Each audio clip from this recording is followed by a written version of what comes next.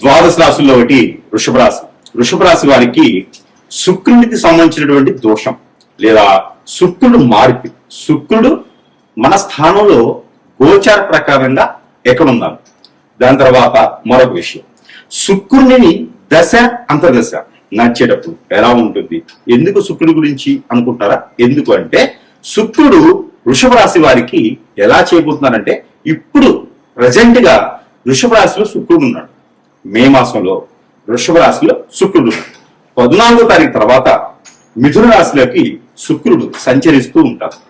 ఇదే తరుణంలో వృషభ రాశి వారికి దశ అంతర్దశ, శుక్రుని యొక్క దశ నడుస్తుందా, శుక్రుని యొక్క దశ అంతర్దశ నడుస్తుందా. అలానే మీకు గోచర ప్రకారంగా శుక్రుడు చంద్రుడితో పాటు ఉన్నాడా, శుక్రుడు 4వ 6వ స్థానంలో ఉన్నారా.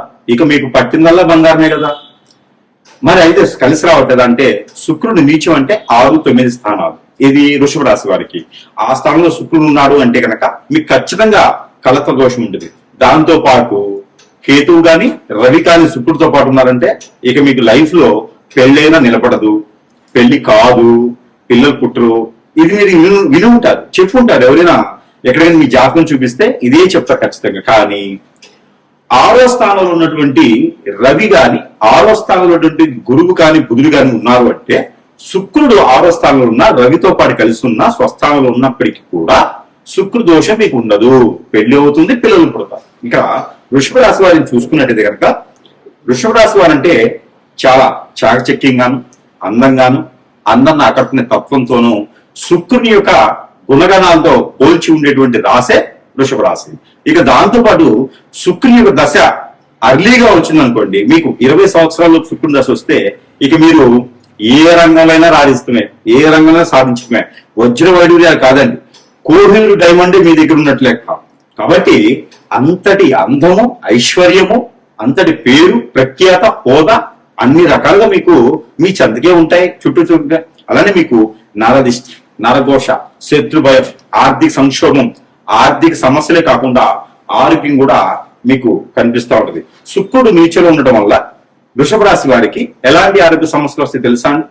హార్ట్ ప్రాబ్లం, వాల్స్ ప్రాబ్లం, అలానే లివర్, తర్వాత హాస్తమా లాంటి, టీబీ లాంటి, క్యాన్సర్ లాంటివి రావడం. అలానే మీకు బ్రెయిన్ కి సంబంధించినటువంటి విషయం అంటే న్యూరో సంబంధించినటువంటి సమస్యలు కూడా మీకు తలెత్తుతాయి. ఇది శుక్రుడితో కూడినటువంటి సమస్యలు రావడం. శుక్రుడు నీచలో ఉన్నప్పుడు వచ్చేటువంటి సమస్యలు ఇవి. ఇకపోతే ఇప్పుడు మనకి ప్రజెంట్ గా వృషభ రాశిలోకి శుక్రుడు సంచరించారు కాబట్టి ఇక వృషభ రాశిలోకి శుక్రుడు సంచరించడం, దానితో పాటు ఈ యొక్క శుక్రుడు నెల చివరి ఆఖరి వరకు కూడా కొనసాగటం. వృషభ రాశి, మిథున రాశి 2 రాశుల్లో కూడా శుక్రుడు సంచరిస్తూ ఉంటాడు. దీంతో పాటు మీకు మంచి ఏమైనా జరుగుతుందా అంటే ఖచ్చితంగా జరుగుతుంది. పెళ్లి ఇప్పటి వరకు కాలేదు అంటే కనుక 25 సంవత్సరాలు దాటి ఉండి కూడా పెళ్లి కాలేదు అంటే కనుక పెళ్లి యోగ్యత కానీ, పెళ్లి సౌభాగ్యం కానీ, పెళ్లి అయ్యేటువంటి అదృష్టం కానీ కనపడుతూ ఉంది. పెళ్లి గడిలు వచ్చినాయండి అని చెప్పేదానికి శుక్రుడు మూలం లేదా గురువు మూలం. కాబట్టి ఈ శుక్రుడు కదలికతో మీలో కదలికలు వచ్చి పెళ్లి సంబంధాలు కుదిరేలాగా. మరొక విషయం, వృషభ రాశి వారికి లవ్ మ్యారేజ్ కూడా సక్సెస్ అవుతుంది. ఎవరైనా సరే లవ్ చేసి ఉంటే ఇంట్లో పెద్దలు నొప్పించండి, అది కూడా మీకు సక్సెస్ అవుతుంది. కాబట్టి మీరు ఏదైనా లవ్ ఉన్నా కూడా సక్సెస్ చేసుకోవచ్చు. ఇకపోతే శుక్రుని వల్ల మీకు కలత్ర దోషం అంటారు. ఈ కలత్ర దోషం మీలో ఏదైనా ఉంది అంటే కనుక ఖచ్చితంగా పరిహారాలు చెప్పేదనుకుంటుంది. అలానే మీ గోచార ప్రకారంగా శుక్రుడు 7, 6వ స్థానంలో ఉన్నాడు, దానికి రవి కాని, దానికి శని కాని చూస్తున్నారు అన్నప్పుడు ఖచ్చితంగా మీకు చెప్పొచ్చు, ఎవరైనా మీ మీద మోసం చేయడం కానీ, హ్యాండ్ ఇవ్వడం కానీ, లేదా మిమ్మల్ని వ్యాపారంలో పెట్టుబడి పెట్టండి అని మిమ్మల్ని మోసం చేయడం కానీ జరుగుతుంది. దీనితో పాటు మీకు ఊరికనే పోలే, దీంతో పాటు పెళ్ళై ఉన్నటువంటి జీవితంలో భార్యాభర్తల మధ్య దూరం అవడం కూడా జరుగుతూ ఉంటుంది. ఇవన్నీ మీకు రాకుండా ఉండాలి అనుకుంటే కనుక ఖచ్చితంగా శుక్రుడికి సంబంధించినటువంటి ధ్యానమా, శుక్రుడికి సంబంధించినటువంటి దానమా, లేదా శుక్రుడికి సంబంధించినటువంటి హోమమా, యజ్ఞమా, యాగమా, లేకపోతే ఏదో ఒక రకమైనటువంటి పూజ, లేకపోతే ఫలమా, ఏదో రకమైనటువంటి మీరు ప్రతినిత్యం కూడా ఏమంటారు అంటే ప్రదక్షిణాలు చేయడం లాంటివి కూడా చేసుకుంటూ ఉండాలి.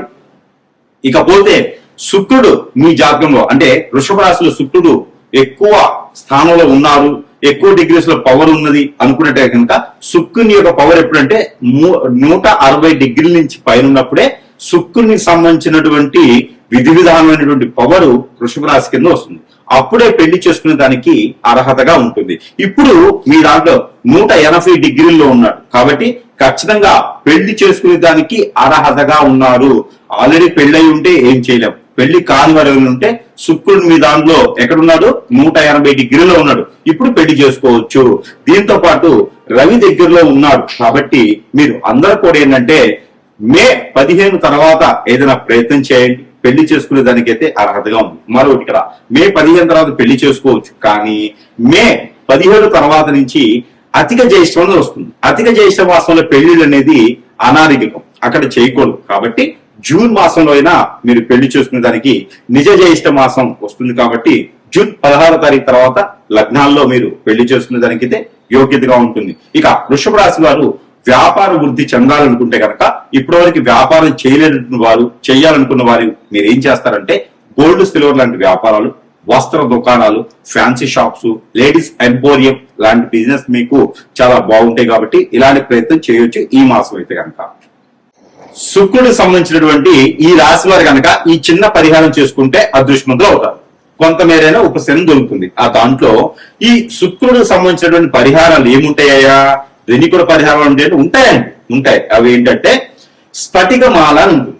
ఈ స్ఫటిక మాల తీసుకొని, అంటే డైమండ్ మాల తీసుకోలేం కదా, అందుకని స్ఫటిక మాల. ఈ స్ఫటిక మాల తీసుకొని 1600 సార్లు ప్రతిరోజు కూడా ప్రతినిత్యం కూడా శుక్రుడికి సంబంధించినటువంటి జపం చేసుకోవాలి. మంచం మీద కూర్చొని చేయకూడదండి, పేటేసుకుని కూర్చొని చేసుకోవాలి.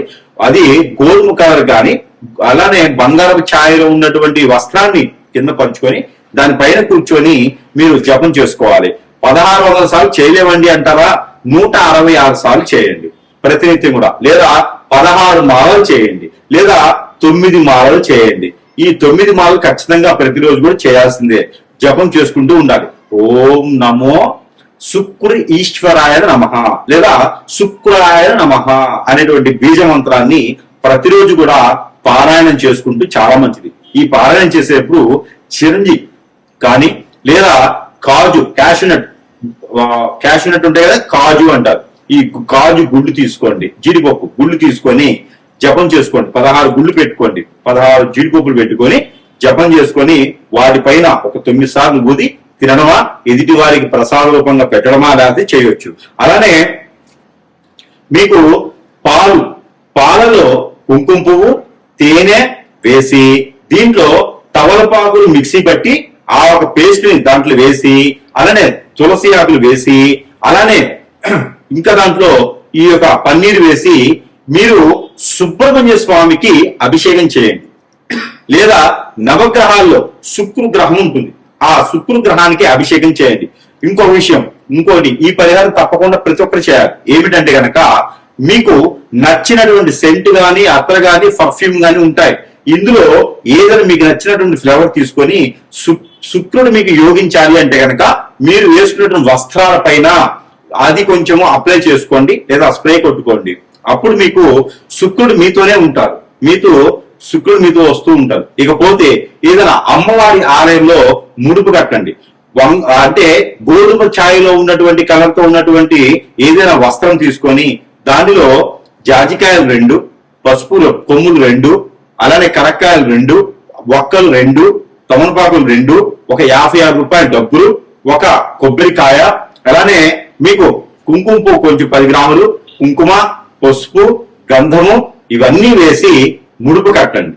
ఈ ముడుపుని ఎక్కడైనా గ్రామ దేవతల ఆలయంలో కానీ లేదా ప్రాసిద్ధి చెందినటువంటి అమ్మవారి ఆలయంలో కానీ ఈ ముడుపుని సమర్పించండి. అలానే ఏదైనా అమ్మవారికి పొట్టు వస్త్రాలు సమర్పించండి. అలానే ఇస్కాన్ టెంపుల్లో అటుకులతో కూడినటువంటి తేనె వేసి అటుకులతో కూడినటువంటి పాలని నైవేద్యంగా సమర్పించేసి శుక్రుడికి సంబంధించిన దోషాలన్నీ కూడా పటాపంచలేకపోవాలి అని కొలుచుకోండి. ఇకపోతే మీరు ఎఫ్ఐఆర్ చేయగలిగితే పెట్టుకోగలిగితే కనుక పింక్ కు సంబంధించినటువంటి డైమండ్, పింక్ కు సంబంధించినటువంటి ముత్యం పెట్టుకోవచ్చు. ఇది ప్రతి రాశి వారు కూడా పెట్టుకునే యోచన అయితే కనబడుతుంది. ఇంకా దీనికి మించి శుక్ర గ్రహాల గురించి తెలుసుకోవాలన్నా, శుక్రు గ్రహానికి సంబంధించినటువంటి విధానాలు కావచ్చు, మీ యొక్క జాతకంలో ఏ స్థానంలో శుక్రుడు ఉండడం వలన కలత్ర దోషం ఉంటుంది, శుక్రుడు ఏ గ్రహంతో కలవడం వలన కలత్ర దోషం ఉంటుంది, ఇవి పోవాలంటే ఈ చిన్నపడి పరిహారం సరిపోతాయా లేదా ఇంకా ఏమైనా చేయాలనుకుంటే కనుక ప్రతినిత్యం కూడా మీరు చేయవలసినటువంటి ఒక కార్యక్రమం ఉంది. మీరు సమీపంలో ఉన్న గురువు గారిని కలవచ్చు, అప్పుడు మీకున్నటువంటి సమస్యకు పరిష్కారం కనిపెడుతోంది. మరొకటి నరదిష్టి, నరఘోష ఎక్కువగా ఉంటుంది శుక్రుడు ఉంటే. కాబట్టి శుక్రుడు నీచులున్నా ఉచ్చంలో కూడా ఈ నరదిష్టి నరఘోష ఎక్కువ కనిపిస్తుంది శుక్రుడి వల్ల. కాబట్టి ఆ శుక్రుడి వల్ల నరదిష్టి నరఘోష పోవాలి అంటే కనుక ప్రతినిత్యం కూడా నిమ్మకాయ లోపల ఉన్నటువంటి గింజలు తీసుకోండి ఒక 11, అలానే గుడి గింజలు ఏ కాలంలో ఉన్నప్పటికీ పర్లేదు ఒక 6 తీసుకోండి, అలానే జీడి గింజలు ఒక 5 తీసుకోండి. ఇవన్నీ కూడా నల్లని వస్త్రంలో ముడి వేసుకొని తల చుట్టూ దిష్టి తీసుకొని పడివేయాలి.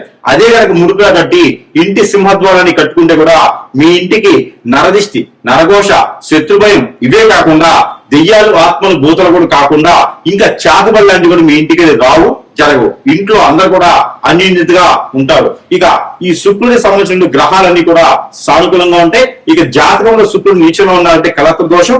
ఆ కలత్ర దోషం ఉందంటే కనుక భార్య, భర్తలు, పిల్లలు అందరూ దూరం అయిపోతా ఉంటారు. ఏకాభిప్రాయం ఉండదు ఎవరికి కూడా, ఎవరికి నచ్చిన పద్ధతిలో వాడు ఉంటారు. స్ట్రెస్, ఆరోగ్యం పడిపోతుంది, ఎన్నో రకాలుగా ఇబ్బంది పడుతుంటారు. కాబట్టి మీ అందరు కూడా ఏదైనా సముద్రం గాని, నది గాని, ఏరు, సరియేరు, బ్రహ్మగుండం లాంటి సమీప దూరంలో ఉంటే కనుక అక్కడికి వెళ్ళేసి మీ యొక్క కట్టు బట్టలు ఏదైతే ఉన్నాయో అవన్నీ అందులో వడిచేసి మీరు స్నానం ఆచరించి వచ్చేయాలి. ఎక్కడైనా అమ్మవారి గాని, స్వామివారి గాని ఆలయం ఉంటే కుంకుమార్చన చేయించుకోండి. ప్రతినిత్యం అది కుంకుమను పెట్టుకోండి. ఎక్కడైనా దానం ఇవ్వాలి అంటే కనుక మీరు శుక్రుడు సంబంధించినవి తెల్ల బఠానీలు, అలానే బ్రౌన్ కలర్ లో ఉండేటువంటి శనగలు, లేదు అంటే కనుక క్యాషినట్, కాజు, జీడిపప్పు అంటారు, అవి మీరు దానం ఇవ్వచ్చు. కలత్ర దోషానికి జీడిపప్పు దానము శ్రేష్టత. మేడి చెట్టు రోడ్డు పక్కన నాటండి, మంచి పనికి వస్తుంది. రావి చెట్టు రోడ్డు పక్కన నాటండి, మీకు ఎన్నో రకాలైన సానుకూలు పడతాయి. మునగ చెట్టు పొలాల్లో వేసుకోండి, రోడ్డు పక్కన నాటండి, ఇంటి దగ్గర పెట్టుకోండి, చాలా సానుకూలంగా ఉంటుంది. శుక్రుడికి సంబంధించిన దోషం అన్ని ఇలా పటాపంచలేకపోతాయి. కాబట్టి వీటిలో ఏ చిన్న పరిహారం చేసుకున్నా కూడా మీరు అదృష్టవంతులు అవ్వలేకపోయినా ఉపసర్గత మాత్రం ఖచ్చితంగా ఉంటుంది.